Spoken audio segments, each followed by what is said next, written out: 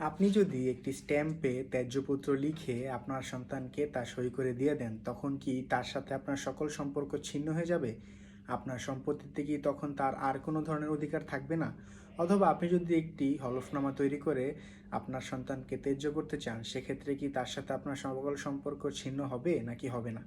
এ সম্পর্কে বাংলাদেশের আইন আসলে কি বলছে, চলুন জেনে নেওয়া যাক আজকের ভিডিওতে। নাটক বা সিনেমায় আমরা হরহামেশাই দেখতে পাই যে বাবা মা রাগান্বিত হয়ে বা সন্তানের কোনো ভুলের কারণে রাগান্বিত হয়ে তারা স্ট্যাম্পে লিখে অথবা মুখেই বলে তাদের সন্তানকে ত্যায্যপুত্র করে দেয়, অর্থাৎ তাদের সম্পত্তি থেকে তাদের সন্তানকে বঞ্চিত করে এবং তাদের সাথে সকল সম্পর্ক ছিন্ন করে দেয়।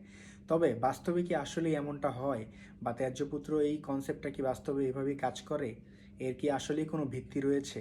এটা বোঝার জন্য সবার প্রথমেই আমাদের জানতে হবে আমাদের আসলে এদেশের মানুষের পারিবারিক যেই গঠনতন্ত্র বা পারিবারিক যেই পরিচালনার সিস্টেম সেটা আসলে কেমন।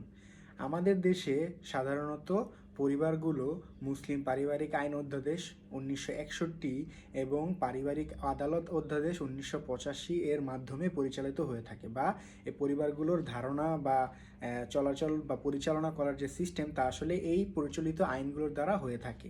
এবং এই আইনগুলোর কোথাও সন্তানকে ত্যায্য করা বা কোনো ডকুমেন্ট বা কোনো স্ট্যাম্প বা কোনো হলফনামা তৈরি করার মাধ্যমে সন্তানের সাথে সম্পর্ক ছিন্ন করার যেই প্রথা আমরা নাটক সিনেমায় দেখে থাকি, এগুলো আসলে কোথাও উল্লেখ নেই বা এর এর কোনো বিধান নেই।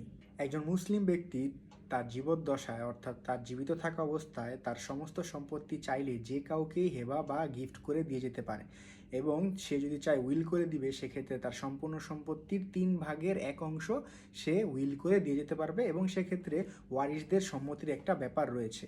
তবে তার মৃত্যুর পর অবশ্যই স্বাভাবিকভাবেই তার সম্পত্তি তার ওয়ারিশদের কাছে যাবে এবং তার ওয়ারিশরাই সেই সম্পত্তি পাবে।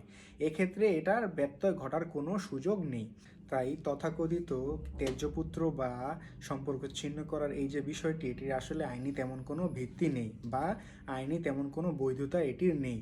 যদি পিতামাতা বা অভিভাবকরা রাগের মাথায়ও 100 অথবা 500 টাকার কোনো স্ট্যাম্পে বা দলিল করে সন্তানকে অধিকার থেকে বঞ্চিত করতে চায় অথবা ত্যায্যপুত্র বা সম্পর্ক ছিন্ন করতে চায়, এ ধরনের দলিল আসলে আদালতে কোনো প্রকার গ্রহণযোগ্যতা পাবে না এবং এ ধরনের কোনো দলিল আসলে আদালতে টিকবে না।